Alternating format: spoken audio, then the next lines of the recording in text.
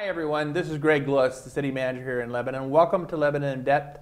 And today's, our whole show is going to be devoted to planning and our planning team. I hope you enjoy it, and I hope you see what strong efforts we're doing in planning today. I'm going along, I'm reading all this planning stuff, it looks really cool. I get to the fourth application, and I just open it, and simply there's a picture of David, his wife, and his wonderful child.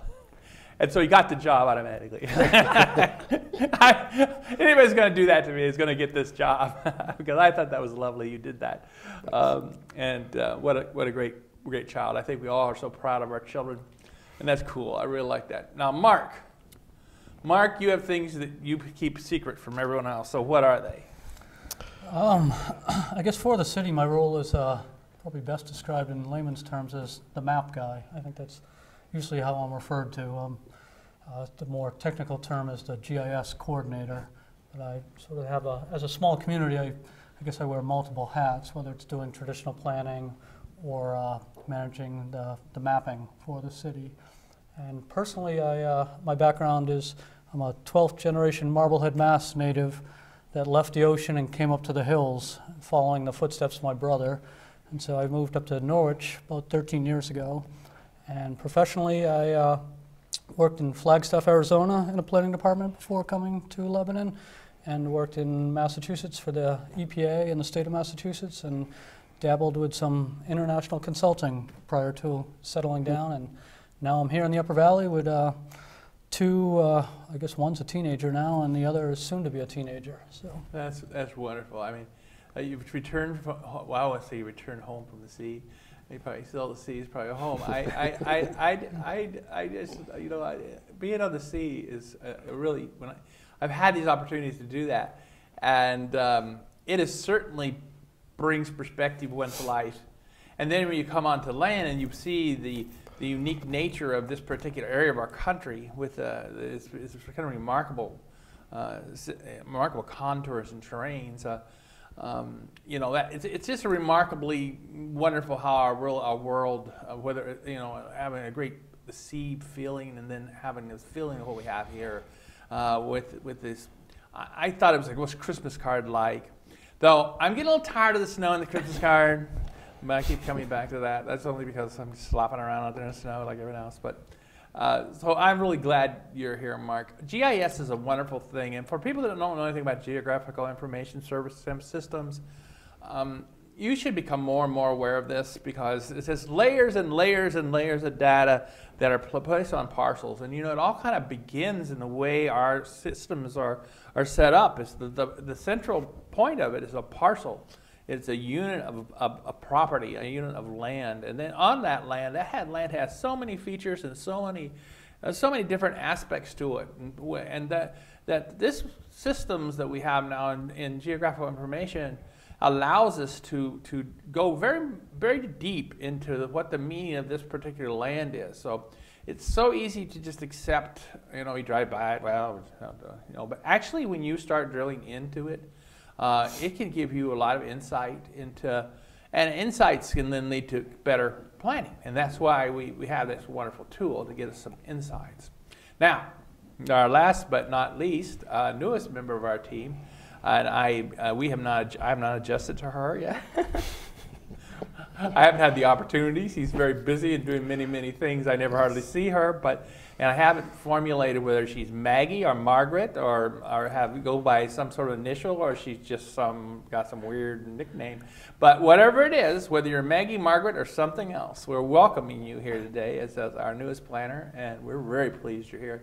So tell the people a little bit about yourself. Well, I do go by Maggie Maggie's it. I love Maggie, so I'm glad you said that. I have to make up for having such a long last name. So what's the last name? The last name is a real it's Howard-Haratakis.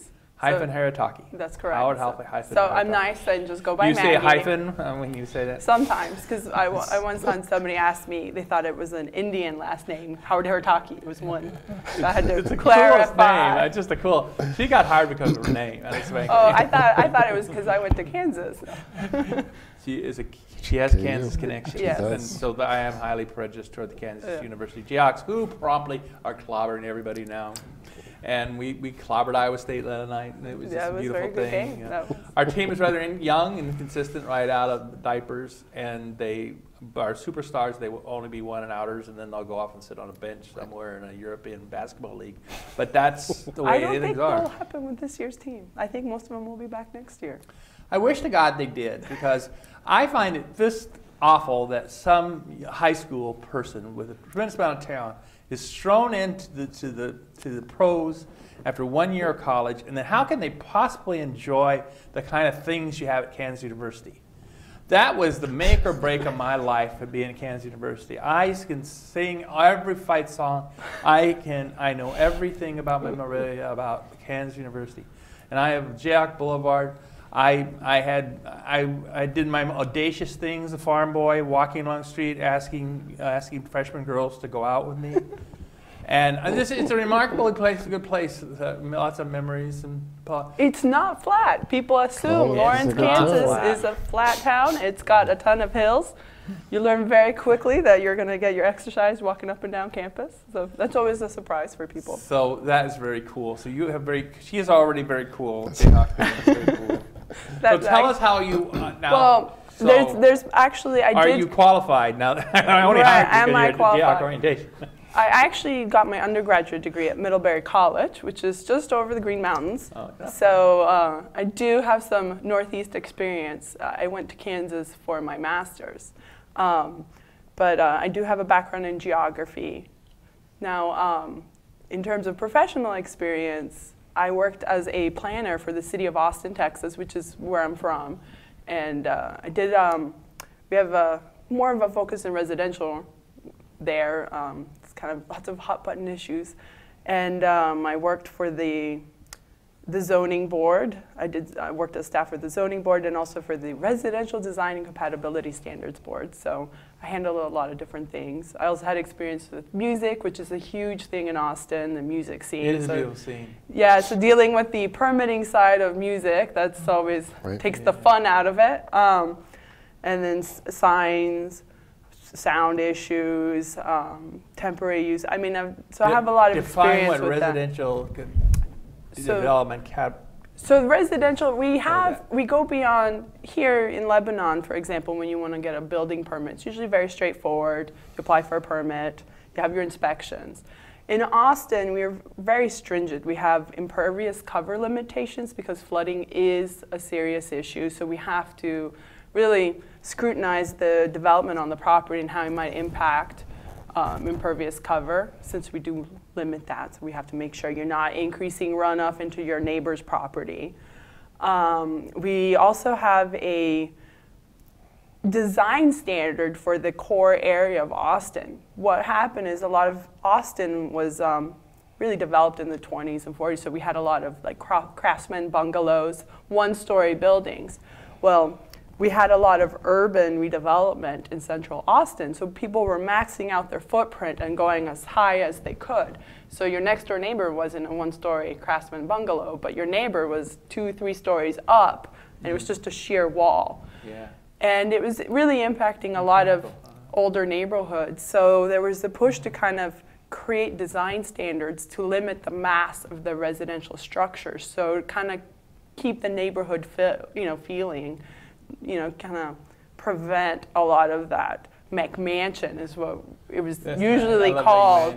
Yeah, the Mcmansion Ordinance. So I actually worked a lot on that, looking at a lot of the amendments related to that, and just working and understanding a lot of the regulations because they weren't very complex. We were planners, not architects, but we were kind of trying to get an architectural understanding with some of the design standards. So we had a committee or commission really that looked at people who wanted to go beyond the limits of the ordinance, and I worked on that.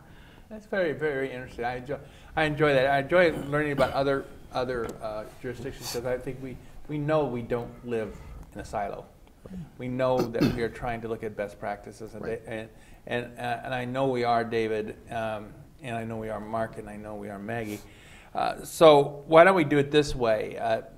David, why don't you talk about what you're doing right now? We'll have Mark talk about what he's doing, then Maggie talk, and then I'll come back to you, and let you, David, give us kind of an overview of kind of the future. I mean, you're trying to, I think you're resetting another situation. Mm-hmm. We've built a lot, we've done a lot, we're ready to launch into some other areas. So why don't we just talk about going point by point with each of you Sure. about what you're working on particularly now. Since I've been here with the City of Lebanon Planning Office, I have mostly worked with the Planning Board, most directly, reviewing all development review applications, assisting them with writing and rewriting and interpreting their regulations. Much of that's been turned over, or is being turned over to Maggie. I'm helping her as she gets up to speed with how Lebanon has done things in the past and things that are already approved, but working through the process. I'm also working with the zoning board until I get the green light to hire a new zoning administrator. Our previous zoning administrator, Carmela Hennessy, retired last year after 37 years, and I picked up much of her responsibility, and so I've retained that. In addition, we're working on any number of different projects. The zoning ordinance amendments that the council moved forward, they moved those forward to the ballot in March at a meeting last week, so we're beginning to, the staff department met this morning to talk about our public outreach and campaigns to make sure everybody's is clear on what those ordinance amendments represent, what the intent is, what they really mean. I'm also involved in some economic development with the Economic Vitality Exchange group and a subcommittee of that group. I'm involved in the Route 120 corridor. There's a couple of different groups working, evaluating Route 120. One is focused specifically on ride sharing and commuting opportunities and how to market those and make sure everybody's aware of what the possibilities are. The other is composed of the city and the town of Hanover, along with most of the major business and landholders in that corridor, DHMC, Hypertherm, Altaria, Dartmouth College, and others. Because the need to be able to better commute along Route 120 and get to those 10,000 or so jobs in the corridor is important to the city, the state, the town, and all of those businesses. They want their employees to be able to get to work as efficiently as possible and not waste time sitting in traffic. So those are some of the issues I'm working on. Yeah, that's just some of the issues that we're working on. I know there's so many, it's hard to cover in even a 30-minute show. Mark, why don't you give a descriptor of what you're engaged in right now, the different activities that you find yourself occupied with? Sure. I think it falls under really three categories right now, and one is, I guess, the implementation of the master plan, and primarily what I'm doing right now is assisting in the transition as I guess I maybe describe myself as kind of the right-hand man to the former director, and then now with David becoming the next planning and zoning director, it's sort of handing off the baton to him on all these different projects that we worked on, including mixed use and stormwater regulations and really a number of things that all fall under the umbrella of implementing the master plan. Master plan's been completed now for 2 years, and under your guidance, we've really prioritized that as sort of the framework which the city operates under. And so that'd be one category. And then the second category would be sustainability is becoming sort of a front and center theme.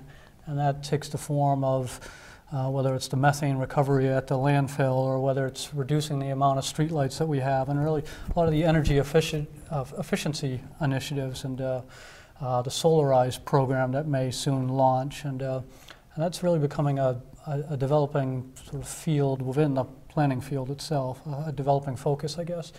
And then thirdly is kind of trying to stay up to date with the technology with my mapping tools. And in this day and age, Google is king. And so the tools that we currently use, which were a different software vendor, everyone's sort of being drawn into making sure their tools are compatible with Google.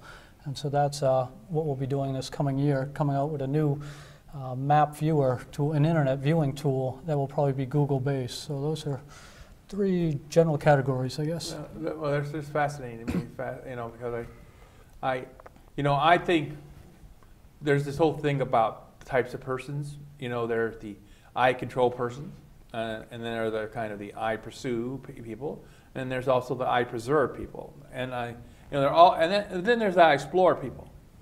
And I think that you want a balanced mix in your approaches to a community, to have all those things going on, because they all have value, and a city that is very successful is one that has balance, where we could try to bring to the table in our efforts these different types of thinking in people that then will kind of collectively synergize it into something that would be a destination where you'd want to go live.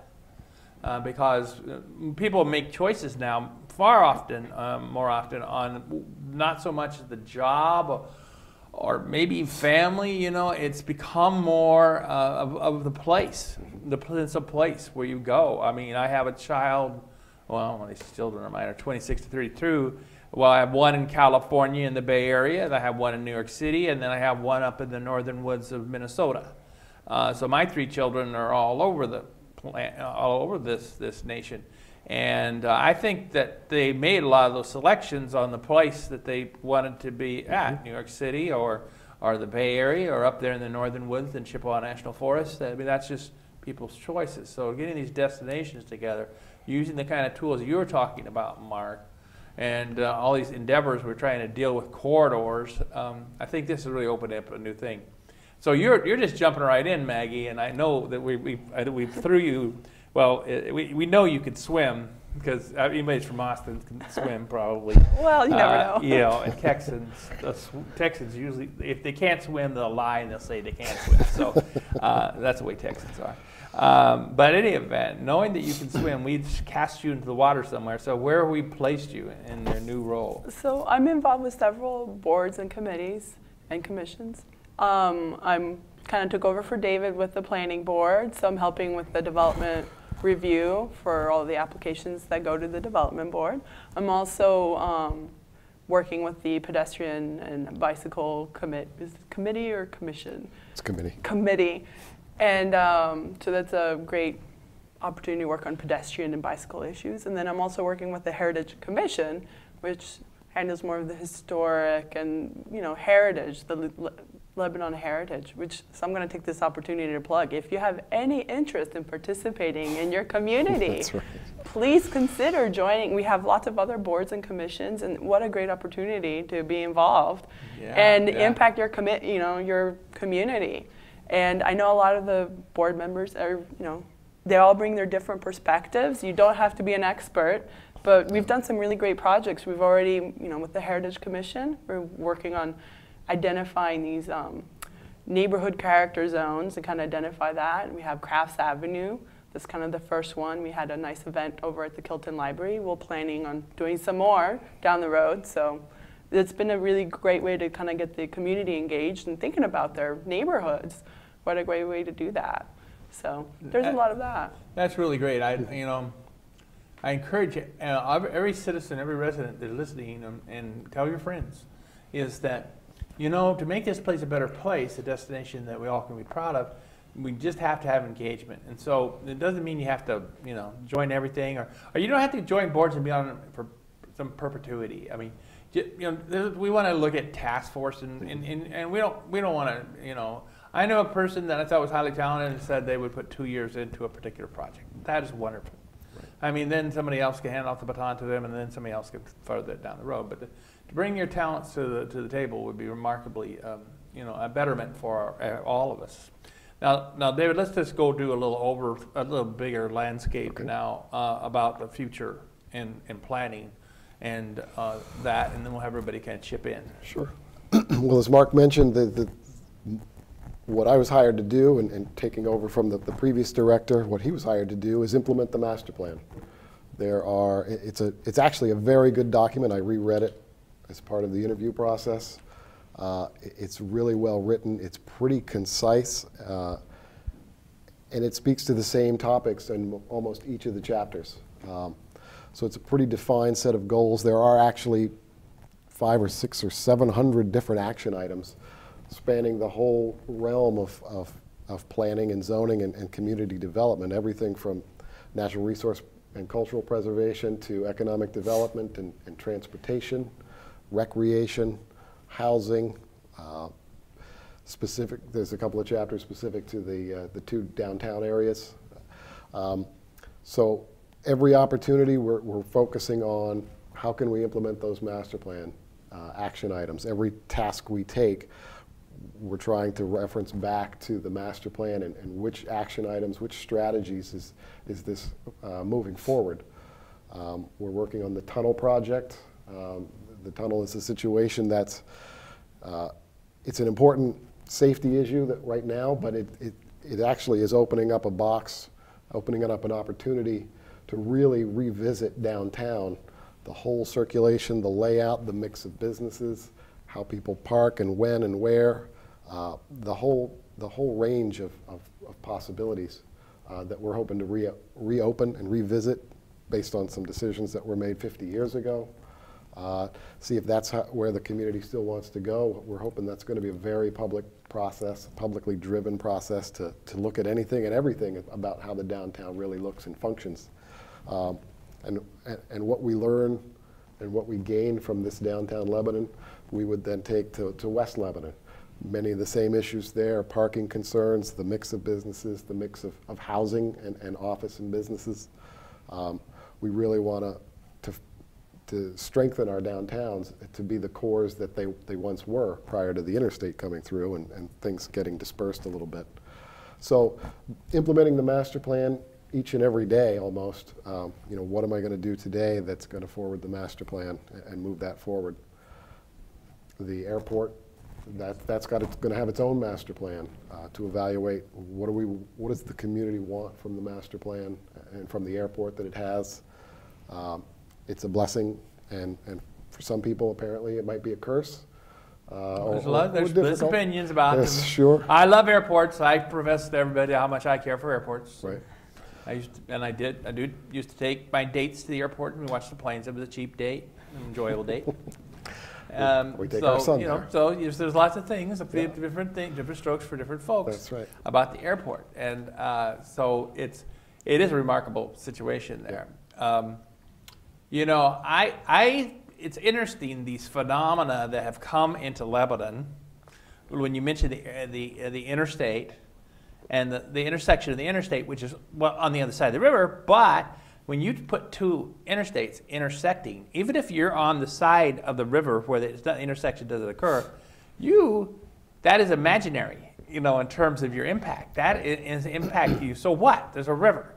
You know, it's really one community with a river running between it. It is really one community. And then you think, well, it's two states. Vermont has such a different state, and in terms of its governance and policies, is then New Hampshire, a very different state. However, in the reality of things, it really is one community with a river and an artificial boundary imposed on it by some legalisms. And you naturally, when you put what connects land, water, and air, you can't, you are, if you're a believer in natural law at all, that's certainly not going to be, there's no magic wall that stops because we got an interstate or because we got a state boundary. And the other funny thing is the railroad. That because we have a railroad running through us, there's stories that this is the land that a river runs through. This is the land that a railroad ran through it. And then the future of rail is still, for the rail enthusiasts, is still lurking there, and there is an opportunity. Will we have some new futuristic type of thing, whether it's a tram-like or it's a bullet train, or if it's going to be something like that, is that really going to materialize in this world? At the rate the national and state governments are supporting infrastructure, no, not for a long, long time. It could, but we'd have to have a really radical shift in infrastructure development. But it's still there. It does impact. It cuts right through our town. Right. So we get cut through by a series of, there's three rivers coming in the area. There's the interstate and the intersection, and then there's a railroad coming through. And all of that has historical background on it. And so it brings it to the table. And we say we have to pull together to make this a destination that people in our community will be able to prosper and all ships rise sort of thing. and everyone will benefit from joining and compromising and trying to live with situations. Not that you have to love everything that happens, but you got to live with it and get to know each other and network with one another and become part of each other's thinking. Now, Mark, you were I know that you've spent a lot of time trying to look at this bigger picture. And what would you add to what David has mentioned now? I think it's interesting to note that, similar to David, that I came here without a job as well. I had 2 infant boys and said, this place is, the Upper Valley is so cool and so desirable to raise a family in that I'm going to find a way to make it work. And so, when we say we're trying to preserve the community character here, there was a character that drew me to the Upper Valley. And one of the main things that sort of jumps out at me as sort of a benchmark is Lebanon's essentially 30% developed, 70% undeveloped. Mm-hmm. And I think if I'm fortunate enough to stay here for my planning career, I'd like to leave with that same ratio and say we were able to have a vibrant economy, a good balance between a vibrant economy and preserve the open space and sort of what we call the green infrastructure of Lebanon, and maintain that 70-30 ratio. And it jumps out at you in a number of ways, whether you're looking at the 70-30 ratio or whether you're, yesterday afternoon I'm in Hypertherm having a tour of a world-class facility. 2 months ago I'm in Boston Lot, really in this backcountry experience in the middle of bear habitat. And so if collectively, if we can preserve that, maintain that, then I think that's something we're shooting for. So it's really remarkable. I mean, we're coming down to our last 3 or 2 minutes. You have fresh eyes here, Maggie. You've come in, and you've been to places that certainly I have a lot of admiration for. KU, of course, but Austin as well. Austin's quite a place. So, what, with your eyes fresh to the view here? What I think is, well, I like the Upper Valley state of mind. It's very much really unique, and it's just, I don't know, it's really fun to be back in this part of the Northeast, and the balance of the wilderness and the town. And I think the one thing that really struck me about Lebanon is that it does have villages. It's a city, but it's really made of, a lot of different little communities that have all they're part of a bigger one, but they all have their unique character. And in a way, it's part of the environment, the way it's, built along the valley and all that. It's such a unique place because of that. And it's great to see the commitment with the community, with the master plan to balance the needs for, getting everybody to where they need to go with, work and life and all that, but balancing that and preserving the natural part because it's valued. It's, very much valued. And it's really great to see that in such a community. I can only see you can see it's a regional center, but at the same time, it has a really nice balance. It doesn't feel like you're driving into town and you're in town. You can still see the mountains and the trees, and that's really incredibly valuable for the community. It is, and today I guess you people who are listening, I think you get some perspective that our planning team is, are looking at this, I think with some ideas, some concepts, some principles, and certainly a lot of discipline. Trying to bring these things to engage you in these conversations, and we'll have invitations extended to join us in this endeavor. It'll take all of us to make it the place it needs fully to be the destination place. We're having dialogue with everybody. We're dialoguing with Dartmouth Hitchcock Medical Center and with Dartmouth College. We're conversing with people on the streets, in the walkabouts, in our community meetings. Through this television show, our website's getting more robust all the time, and has a wealth of planning information about what we're doing, and it'll continue to roll out, and we're exploring social media as we go, trying to bring this into a place, because I think it's a place where we should have the planning that exists so that we can have the vibrancy of the work that's going on and allow it to occur.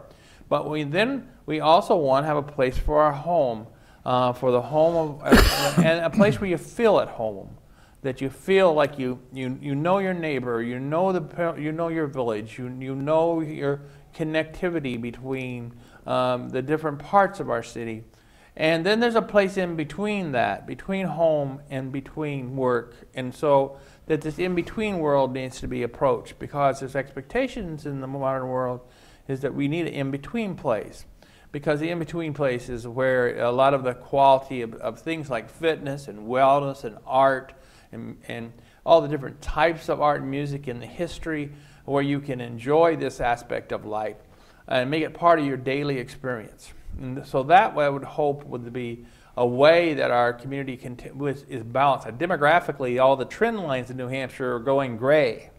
And what we really want to do is we want to be in-betweeners. We want a mix of population. We want demographics to reflect all our situations. You know, you used to have the extended family, and you know, you have great-grandparents, grandparents, you know, parents, uncles, aunts, cousins. And that's because of the way the world is dispersed. So we've got to kind of replace that with this connectivity in the community. And I think that by having good, excellent planning, this will provide opportunity for you to make that choice, to do that, live that life. You still could live the other life, and God bless those who want to rush off into those areas. But I do think that there's many of us that would rather have more balance and do that. David, any final words? No, as Maggie mentioned earlier, in order to make it all work, we need community input, we need feedback, we need participation, whether it's on a board or committee or just coming out to a public forum or some single event that we have.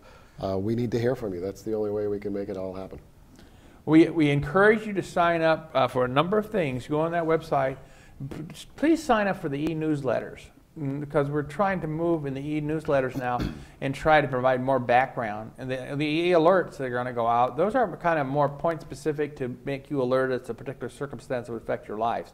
But the e-newsletters will provide you opportunity to get a head start in seeing what's going on now, but what's going on in the next future here, next several months, so you can get attuned to come in and get involved with it, because there's a lot of things going on, and it'll continue to be quite busy for the foreseeable future. We're going to be a very busy and very vibrant place with lots of room for engagement, so we want to invite you to do that.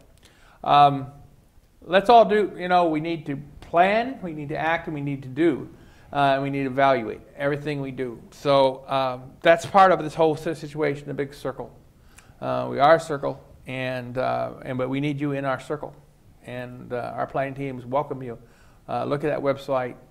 And there's lots of avenues. There's telephone numbers to call on the website, emails to send. So, you know, there's just a wealth of things you can ask Leb, and that's on the website, and sign up for the newsletter and the e-newsletter and if you're not, I always say, if you're not computer proficient and you're not really in that world yet, you can always go to our libraries. Our librarians are there to help you access the information online.